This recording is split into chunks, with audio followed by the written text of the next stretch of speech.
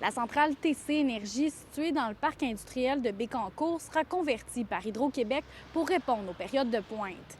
La centrale sera approvisionnée au gaz naturel renouvelable. Lorsqu'on parle de la conversion de la centrale, en fait, c'est les équipements qui doivent être changés.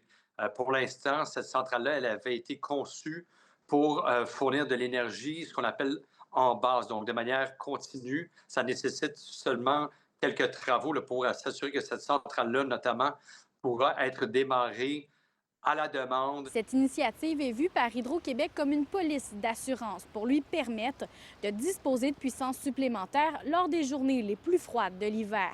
La Société d'État a enregistré 3 records de consommation d'électricité consécutifs en décembre 2025. Sur les 10 prochaines années, on voit effectivement que les besoins en puissance vont être importants.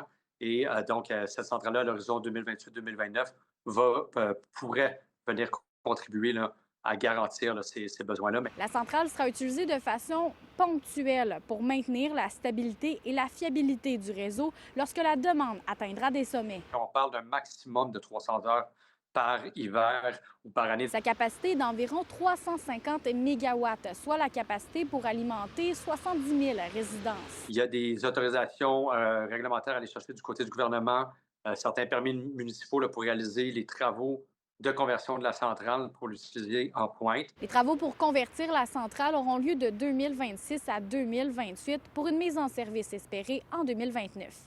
En Mauricie, Frédéric Bacon pour Nouveau Info.